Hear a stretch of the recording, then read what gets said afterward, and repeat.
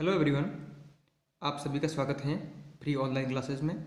आज अपन पढ़ने जा रहे हैं क्लास 12th की एनसीईआरटी फिजिक्स, जिसमें लेसन नंबर पहला है विद्युत आवेश तथा क्षेत्र। तो बच्चों ध्यान रखना, बहुत दिन हो गए हैं, वीडियो आई नहीं थी। अब कंटिन्यू वीडियो आएगी। आपको क्या करना है कि ईमानदारी से तैयारी करनी है। मैं आपके लिए रोज़ाना एक दो वीडियो लेकर आऊँगा, मैथ का और फिजिक्स का। आप टेंशन नहीं लें, बस आपको क्या करना है, कंटिन्यूस पढ़ना है।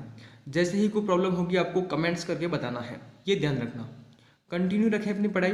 बहुत कम दिन है, मैं आपका सिलेबस पूरा करवाने की 100% कोशिश करूँगा। तो आप अपनी जो पढ़ाई है उसको कंटिन्यू रखें। किसी प्रकार की दिक्कत हो तो आप कमेंट्स के माध्यम से मेरे को बताएं, या फिर मेरा मोबाइल नंबर है उस पर आप मेरे को व्हाट्सअप कर सकते हैं।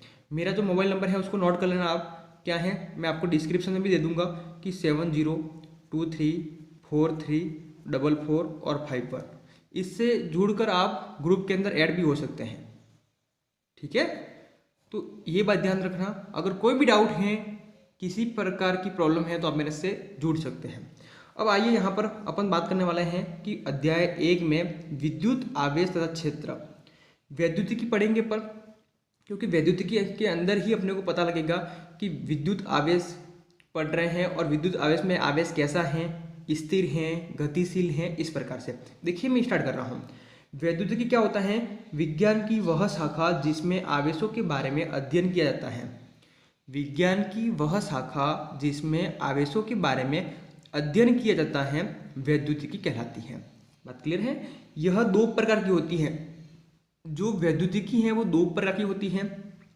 पहली है स्थिर वैद्युतिकी और दूसरी है गतिक वैद्युतिकी। पहली है स्थिर वैद्युतिकी और दूसरी है गतिक वैद्युतिकी।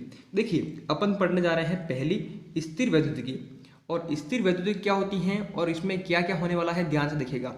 विज्ञान की वह शाखा जिसमें स्थिर आवेशों के प्रभावों का अध्ययन किया जाता है स्थिर वैद्युतिकी कहलाती है। तो बच्चों ध्यान रखिएगा कि जो स्थिर वैद्युतिकी है उसमें क्या होगा कि सिर्फ स्थिर आवेश होंगे और स्थिर आवेशों के बारे में अपन अध्ययन करेंगे। और स्थिर आवेश होने के कारण उससे क्या कहा गया है, स्थिर वैद्युतिकी कहा गया है। जब आवेश स्थिर होंगे तो किस प्रकार का क्षेत्र उत्पन्न होंगे, ध्यान से देखिएगा। स्थिर वैद्युतिकी में स्थिर आवेशों के कारण, ये बात तो क्लियर हुई कि स्थिर वैद्युतिकी के अंदर अपन स्थिर आवेश के बारे में पढ़ेंगे। अगर स्थिर आवेश हैं तो क्या होने वाला है, कौन सा क्षेत्र उत्पन्न होगा, ध्यान से देखना, बहुत ही इंपॉर्टेंट बात है। स्थिर वैद्युतिकी में स्थिर आवेशों के कारण केवल विद्युत क्षेत्र उत्पन्न होते हैं। अगर आपको विद्युत क्षेत्र उत्पन्न करना है तो आवेश किस प्रकार का होगा, स्थिर होगा। तो ध्यान रखिएगा कि स्थिर वैद्युतिकी में स्थिर आवेशों के कारण केवल और केवल विद्युत क्षेत्र ही उत्पन्न होगा। अब आते हैं अपन नंबर 2 पर, गतिक वैद्युतिकी। देखिए गतिक वैद्युतिकी क्या होती है? विज्ञान की वह शाखा जिसमें गतिशील आवेशों के प्रभावों का अध्ययन किया जाता है। स्थिर वैद्युतिकी में आवेश स्थिर थे, गतिक वैद्युतिकी में आवेश क्या है, गतिशील है। बात समझ में आ रही है आपके? गतिशील है मतलब क्या है, उसका वेग है। गतिशील है मतलब उसका वेग है, स्थिर है मतलब वेग उसका शून्य है। इस बात को समझने की कोशिश करना आप। अब देखिए क्या हो गया कि गतिशील आवेश होंगे तो किस प्रकार का क्षेत्र उत्पन्न होगा। गतिशील आवेशों के कारण विद्युत क्षेत्र भी उत्पन्न होगा और चुंबकीय क्षेत्र भी उत्पन्न होगा। ये बात आप हमेशा ध्यान रखें और इम्पोर्टेंट बात है ये। अगर जो आप गतिक वैद्युतिकी पढ़ रहे हैं उसमें आप गतिशील आवेशों के बारे में अध्ययन करेंगे। अगर गतिशील आवेश है वहां पर दो प्रकार के क्षेत्र उत्पन्न होंगे, विद्युत क्षेत्र भी उत्पन्न होगा और चुंबकीय क्षेत्र भी उत्पन्न होगा। अब देखिएगा बच्चों, अभी जो अपने टॉपिक पढ़ा है उसके आधार पर एक क्वेश्चन है, उस क्वेश्चन को अपन कंप्लीट करेंगे ताकि आपका जो डाउट है क्लियर हो जाएगा। अब देखिए क्वेश्चन है कि कौन से क्षेत्र उत्पन्न होंगे यदि, अब कंडीशन दे रखी है, कौन से क्षेत्र उत्पन्न होंगे यदि, पहली कंडीशन है कि आवेश तो है लेकिन उसका वेग जीरो है। आवेश तो है लेकिन उसका जो वेग है वो क्या है, जीरो है। मतलब वेग जीरो होने से क्या हो जाएगा, आवेश जो है वो स्थिर है। वेग जीरो होने से क्या हुआ कि जो आवेश है वो क्या है, स्थिर है। अगर आवेश स्थिर है तो किस प्रकार का क्षेत्र उत्पन्न होगा, अभी पढ़ा था अपन ने स्थिर वैद्युतिकी के अंदर, क्या कौन सा क्षेत्र उत्पन्न होगा, विद्युत क्षेत्र। केवल और केवल कौन सा होता है, विद्युत क्षेत्र। तो ये बात हमेशा आप ध्यान रखिएगा कि अगर आवेश स्थिर है तो और केवल एक ही क्षेत्र उत्पन्न होता है, विद्युत क्षेत्र। अब देखिए यहाँ पर जो बी के अंदर आप देख पा रहे हैं, आवेश तो है, वेग भी है, लेकिन वेग क्या है, नियत है। नियत होने से क्या है, मतलब उसकी जो स्पीड है वो एक जैसी है, उसकी जो स्पीड है वो एक जैसी है, नियत। समझ रहे हो आप, कभी कम कभी ज़्यादा ऐसा नहीं, एक जैसा। तो देखिए आवेश भी है, वेग भी है, वेग नियत है। उस कंडीशन में क्या होगा बच्चों कि दो क्षेत्र उत्पन्न होते हैं, विद्युत क्षेत्र भी उत्पन्न होगा और क्या हो जाएगा, चुंबकीय क्षेत्र भी उत्पन्न होगा। तो आपको बात समझ में आ गई होगी, अपने पढ़ लिया था किसमें, गति वैद्युतिकी में।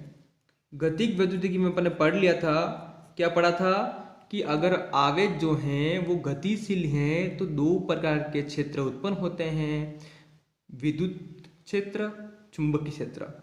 अब देखिएगा तीसरा क्या बोल रहा है कि आवेश हैं लेकिन जो वेग है वो नियत नहीं है, या तो न तो स्थिर है न ही नियत है। समझ रहे आप, न तो स्थिर है मतलब स्थिर भी नहीं है और नियत भी नहीं है। देखिए तो क्या है, अनियत है। अनियत मतलब वेग तो है, ये बात तो पता लग गया, लेकिन क्या है, कभी जीरो भी हो सकता है, स्थिर भी हो सकता है, कभी हाई स्पीड में भी हो सकता है।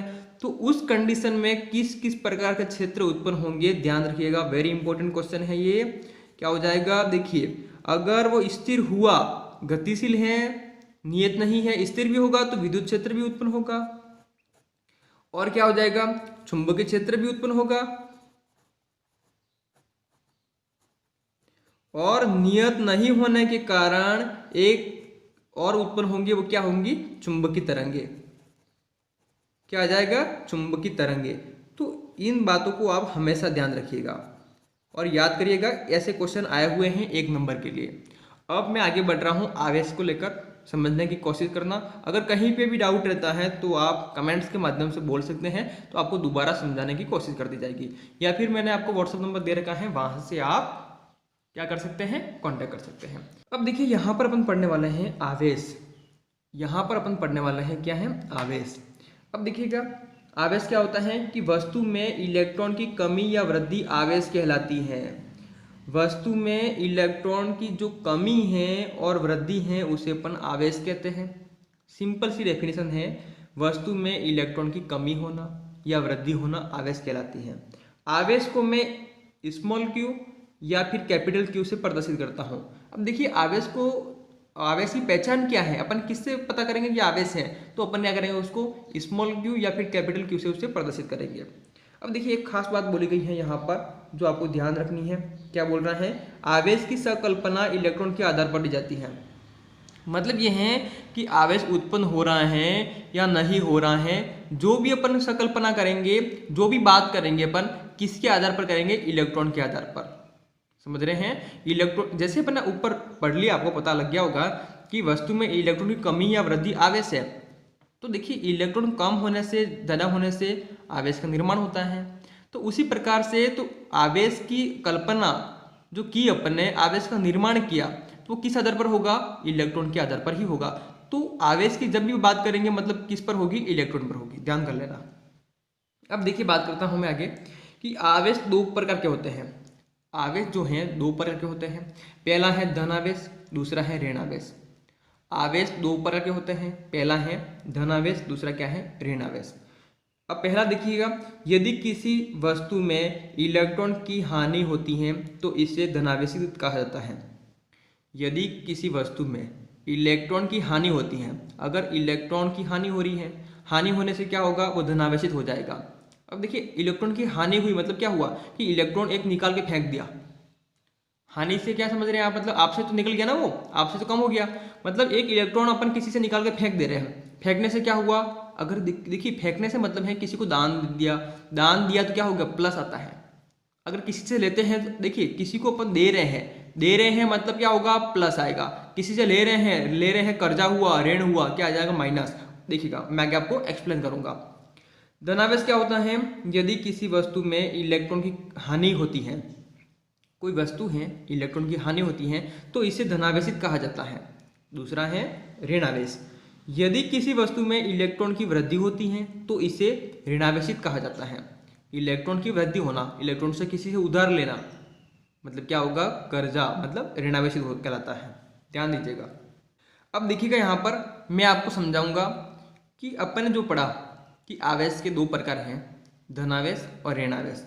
अब देखिए उसमें कब धनावेश कहलाएगा कब ऋणावेश कहलाएगा। देखिएगा जैसे मैं सोडियम की बात करता हूँ, सोडियम में देखेंगे आपकी जो इलेक्ट्रॉन होते हैं, इलेक्ट्रॉन कितना होता है, 11 होता है। कितने हैं अभी इसमें, इलेक्ट्रॉन 11 है। अब देखिए इलेक्ट्रॉन 11 है, अब यहाँ पर देखना इसमें इलेक्ट्रॉन कितने हैं, 10 हो गए, क्योंकि एक तो बाहर निकाल दिया अपन ने। देखिए सोडियम में कितने हैं इलेक्ट्रॉन, 11 है। प्रोटॉन भी कितने हैं, 11 है। इलेक्ट्रॉन कितने हैं, 11 है। प्रोटॉन भी कितने हैं, 11 है। जब मैंने एक इलेक्ट्रॉन, मतलब देखिए आपने देखा होगा कि जब इसका अष्टक पूर्ण की बात करते हैं क्या होता है, पहला 2 पूरा हो जाएगा, फिर 8 हो जाएगा, ये 11 नंबर पे है, फिर कितना आता है 8, 10 और 1 रहा। समझ रहे हो, अपन अष्टक पूर्ण की बात करते हैं। आपने अष्टक नियम पढ़ा होगा जिसमें क्या होता है, पहला कक्षक 2 से पूर्ण होता है, फिर 8 से। समझ रहे हो, 8 के बाद में क्या होता है, 8 के बाद में 8 मतलब 8 बनाने होते हैं लास्ट वाले में। तो यहाँ पर देखिए कम 1 है अपने पास में, तो अपन ने क्या किया, 1 को दान कर दिया, किसी और को दे दिया। तो यहाँ पर देखिएगा कि पहला तो पूरा हो गया, दूसरा पूरा हो गया है, ये अपने पास में एक्स्ट्रा था। तो अपन किसी से 7 उधार ले, अपन किसी से 7 उधार ले, इससे अच्छा तो 1 देना अच्छा रहेगा। तो अपन ने 1 दे दिया, 1 दान में लेने से मतलब 1 निकाल दिया। निकालने के बाद में यहाँ पे इलेक्ट्रॉन कितने रहे, 10 रहे। और प्रोटॉन कितने हैं, प्रोटॉन तो उतने उतने रहेंगे ना। प्रोटॉन कितने हैं, 11 के 11 है। समझ रहे हो मेरी बात, प्रोटॉन तो 11 के 11 ही रहेंगे, इलेक्ट्रॉन कितना हो गया, 1 कम हो गया। अब देख रहे हैं आप, यहाँ पर समझने की कोशिश करना कि जो इलेक्ट्रॉन अपन ने क्या किया, दान कर दिया, किसी और को दे दिया, उसके कारण क्या हो गया है कि Na पर क्या आ गया है, प्लस आ गया है, मतलब धनावेशित हो गया, वो धनावेशित कहलाएगा, धनावेश कहलाएगा। अब यहाँ पर देखना, जब मैं क्लोरीन की बात करता हूँ कितने नंबर पे आता है, 17 पर, 17 पे आता है, मतलब क्या हो गया है, 2, 8 और 7, 2, 8, 7। तो अष्टक पूर्ण करने के लिए इसको 1 की जरूरत पड़ रही है। अष्टक पूर्ण करने के लिए इसको कितने की जरूरत पड़ रही है, 1 की पड़ रही है। समझने की कोशिश करना, अष्टक पूर्ण करने के लिए इसको किसकी जरूरत पड़ रही है, 1 की पड़ रही है। अब देखना क्लोरीन में कितने इलेक्ट्रॉन है, क्लोरीन में कितने इलेक्ट्रॉन है, 17। अब देखिए 1 जोड़ने पर कितना हो जाएंगे, यहाँ पर 18 हो गए हैं। तो प्रोटॉन कितने हैं, यहाँ पर 17 ही है। प्रोटॉन कितने हैं, 17 है। इतना इधर भी कितना होंगे, 17 होंगे। तो यहाँ पर देखिए आवेश का जब निर्माण होता है तो प्रोटॉन पे इफेक्ट नहीं पड़ता है, प्रोटॉन पे कोई इफेक्ट नहीं पड़ेगा, बात रहेगी किस पे, इलेक्ट्रॉन पर। इसलिए मैंने कहा था कि जब कभी में आवेश उत्पन्न होगा या नहीं होगा तो किस पे डिपेंडेंट है, किसकी बात करूंगा मैं, सिर्फ इलेक्ट्रॉन की करूंगा। यहाँ पर देखा अपने Na में कितने इलेक्ट्रॉन है, 11 है। तो अष्टक पूर्ण करने के लिए मैंने बात की, पहला कक्षक होता है 2 से पूर्ण, फिर 8 से। समझ में आया आपको, फिर क्या है, यहाँ पर अपने को 8 जरूरत होती है, अपने पास में 1 है, अपने दान कर दिया, दान कर दिया मतलब जो 11 थे उसमें से 1 बाहर निकाल दिया, दे दिया अपने, दान कर दिया, 10 रहा। तो यहाँ पर दान करने से प्लस आ गया, मतलब धनावेशित हो गया वो। अब यहाँ पर देखिए इसमें क्या है, इलेक्ट्रॉन 17 है। इसका अष्टक पूर्ण करने के लिए अपने को देखिए 7 है अंतिम कक्ष में, अष्टक पूर्ण करने के लिए मेरे को 1 की जरूरत पड़ेगी, 1 की जरूरत पड़ेगी। तो 7 तो मैं दान नहीं कर सकता, 1 लेने में फायदा रहेगा। तो अपन ने क्या किया, 1 ले लिया इससे। जब 1 लिया मैंने तो 17 से इलेक्ट्रॉन पहले थे, 1 लेने के बाद में कितने हो गए हैं, 18 हो गए। अब 18 हुए इलेक्ट्रॉन, बात समझ में आ रही है आपको। लेकिन जैसे ही मैंने किसी से उधार लिया, उधार लेने पर क्या आ गया है, ऋण आ गया।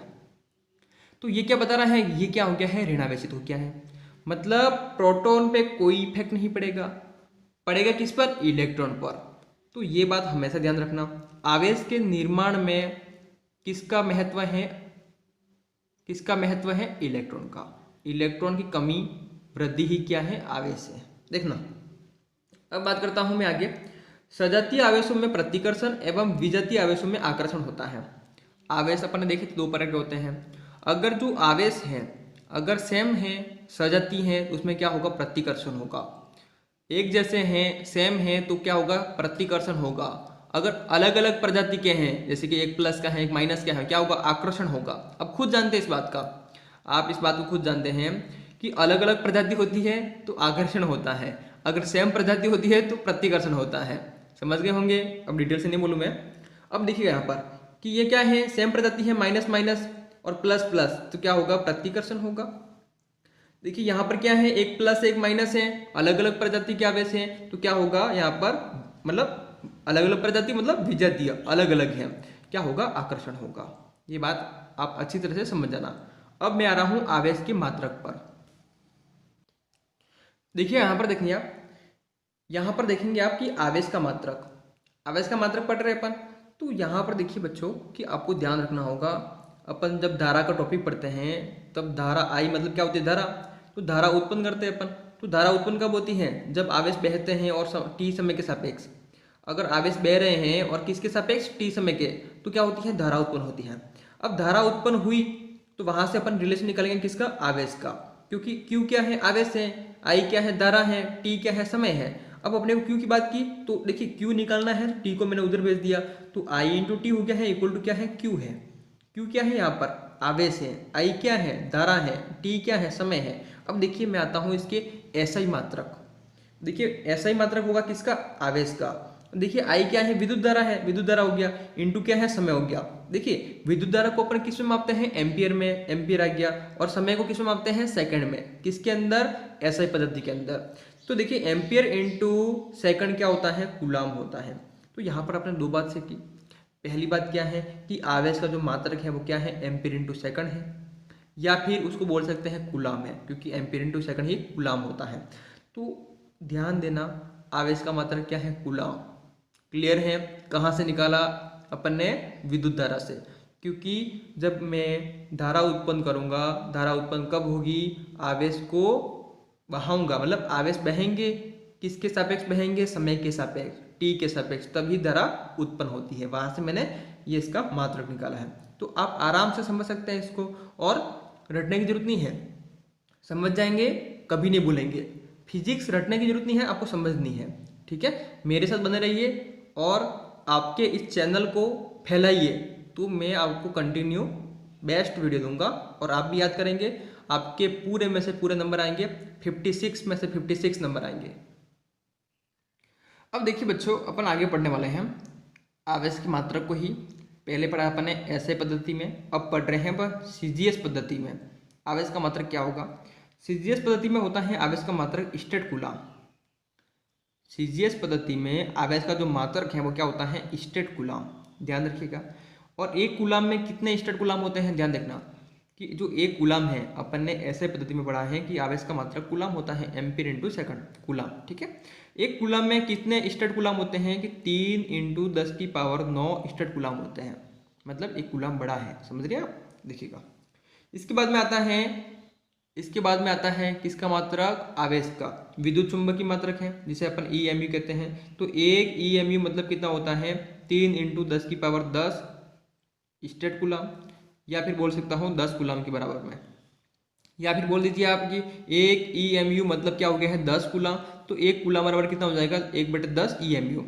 अगर मैं विद्युत चुंबकीय मात्रक का 1/10वां भाग निकालूंगा तो वो क्या होगा, 1 कूलाम होगा। देखिए आगे और है इसकी इकाई मात्रक क्या है कि आवेश की सबसे बड़ी इकाई, मतलब आवेश का जो सबसे बड़ा मात्रक है वो कौन सा है, फेराडे है। फेराडे है, फेरड नहीं, फेरड तो धारिता का मात्रक हो जाएगा, फेराडे है, ध्यान देना। तो एक फेराडे में कितने कूलाम आवेश होते हैं, एक फेराडे के अंदर 96,500, एक फेराडे के अंदर 96,500 कूलाम आवेश होते हैं। अब देखिए जब अपन न्यूमेरिकल करेंगे तो कुछ अपने को मान पता होना जरूरी है, जो अपन अभी पढ़ने वाले हैं, ध्यान से देखिएगा। जैसे कि एक माइक्रोकूलाम, एक माइक्रोकूलाम का मतलब क्या होता है, 10⁻⁻6 कूलाम। देखिए माइक्रो का मतलब होता है 10⁻⁻6, कूलाम में कूलाम आ गया। अब देखिए एक नैनो कूलाम, इसको सिंबल है, ये मैंने लिखा हुआ है हिंदी में, एक नैनो कूलाम, नैनो का मतलब होता है 10⁻⁻9।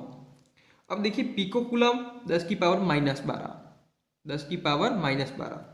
मिली कूलाम, मिली का मतलब होता है 10⁻⁻3। तो मुझे उम्मीद है कि ये जो मान है आप याद रख पाएंगे। माइक्रो मतलब 10⁻⁻6, नैनो मतलब 10⁻⁻9, पिको का मतलब 10⁻⁻12 और मिली का मतलब है 10⁻⁻3। ओके, अब यहाँ पर देखिएगा बच्चों कि अपन जो पढ़ने वाले हैं अब वो क्या है कि आवेश से संबंधित कुछ बातें हैं, तथ्य हैं, उनको देखिएगा। आवेश जो है अदिश राशि है, आवेश अदिश राशि है, इसकी कोई डायरेक्शन नहीं है, समझने की कोशिश करना। अब देखिए आवेश के लिए इलेक्ट्रॉन उत्तरदायी है न कि प्रोटॉन। बिल्कुल सही बात है। अपन ने देखा कि आवेश जब उत्पन्न होता है, कब उत्पन्न होता है, जब उसमें इलेक्ट्रॉन की कमी हो या वृद्धि हो। प्रोटॉन का उसमें कोई जिक्र ही नहीं है, कोई फर्क ही नहीं पड़ेगा उसका। ठीक है। तीसरी बात है कि आवेशन की सही जांच, अगर आवेश का सही जांच करना है कि आवेश है या नहीं, तो उसका सही जांच किसके द्वारा होगा? प्रतिकर्षण के द्वारा। अगर दो आवेश है अपने पास में, उनके मध्य प्रतिकर्षण हो रहा है, मतलब वो दो आवेश हैं। क्योंकि आकर्षण तो एक आवेशित व उदासीन वस्तु भी हो सकती है। आकर्षण जैसे कि आप देखेंगे कि आपने अगर कंघी को बालों में घुमाया है, फिर आपने टुकड़ा, कागज के टुकड़े को वहां पर पास में ले जाएंगे, वो आकर्षण होगा, आकर्षित हो जाएगी, चिपक जाएगी, लेकिन प्रतिकर्षित नहीं होगी वो, लेकिन प्रतिकर्षित नहीं होती है। समझने की कोशिश करें आप। तो आवेश कब कह सकते हैं अपन? जब दो आवेश हैं उनके मध्य में प्रतिकर्षण होगा तो ही अपन कह सकते हैं कि वो आवेश हैं। अगर प्रतिकर्षण होता है तो आवेश है, अन्यथा नहीं है। यहां बात कर रहे हैं अपन कि आवेशों का जो बीजगणितीय योग होता है, क्या कह रहा है? आवेशों का बीजगणितीय योग होता है। मतलब देखिए आवेश को आप जोड़ भी सकते हैं और घटा भी सकते हैं। बात समझ में आ रही है? आवेशों को आप जोड़ भी सकते हैं और घटा भी सकते हैं। अर्थात क्या बोल रहा है ये? आवेशों को उनके चिन्ह के साथ जोड़ा जाता है। देखिए प्लस में है तो पॉजिटिव से, मतलब प्लस में है तो जुड़ जाएंगे, माइनस में है तो घट जाएंगे। इस प्रकार से उसके जो साइन है उनके माध्यम से अपन आवेश को जोड़ सकते हैं और घटा सकते हैं। अब देखिए बच्चों, अपन जो आगे पढ़ने वाले हैं वो क्या है? विभिन्न कणों पर आवेश व द्रव्यमान के मान। अब जो अपन पढ़ने वाले वो क्या है कि विभिन्न कणों पर आवेश व द्रव्यमान के मान ज्ञात करेंगे, मान प्राप्त करेंगे। पहला है इलेक्ट्रॉन। तो देखिए यहाँ पर इलेक्ट्रॉन की बात कर रहा हूँ। इलेक्ट्रॉन पे जो आवेश होता है, अपन आवेश की गणना कर रहे हैं और द्रव्यमान की। आवेश इलेक्ट्रॉन पे आवेश क्या होता है? ई होता है। लेकिन जब इलेक्ट्रॉन की बात करता हूँ क्या होगा? नेगेटिव होगा। देखिए ई क्या है? इलेक्ट्रॉन है। ई क्या है? आवेश है।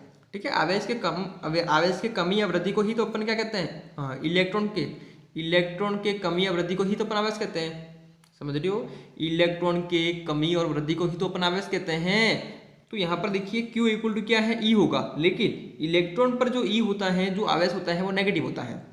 इलेक्ट्रॉन पे जो आवेश होता है वो क्या होता है? नेगेटिव होता है। तो Q इक्वल टू क्या हो जाएगा? माइनस का E, और जो E का मान है वो क्या है? 1.6 इंटू 10⁻⁻19 कूलम। अब यहाँ पर देखना आप, फाइनली क्या हो जाएगा कि Q इक्वल टू क्या हो गया है? -1.6 इंटू 10⁻19 कूलम हो जाएगा। ये किसका आवेश है? इलेक्ट्रॉन का। अब देखिए इलेक्ट्रॉन का द्रव्यमान भी देख लो कितना है? 9.1 इंटू 10⁻31 किलोग्राम है। या फिर बोल सकता हूँ कि जो द्रव्यमान होगा प्रोटॉन का, उसमें मैं 1840 का भाग दूंगा तो मेरे को किसका द्रव्यमान मिलेगा? इलेक्ट्रॉन का।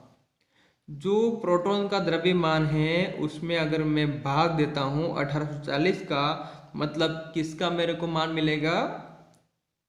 इलेक्ट्रॉन के द्रव्यमान का। समझने की कोशिश कर रहे हैं आप? ठीक। देखिए बच्चों, ये एक शानदार नोट्स बनाए हैं मैंने बड़ी मेहनत से आपके लिए। तो आप एक काम करेंगे, जब पढ़ाई करेंगे तो एक बार वीडियो देख लेंगे, जब दोबारा इसको रिवीजन के तौर पर देखेंगे तो एक काम करना कि पेन और कॉपी लेकर बैठना, तो साथ में देखते हुए वीडियो को रोकते हुए इसको नोट कर लेंगे आप। आपके नोट्स भी तैयार हो जाएंगे, पढ़ाई की पढ़ाई हो जाएगी।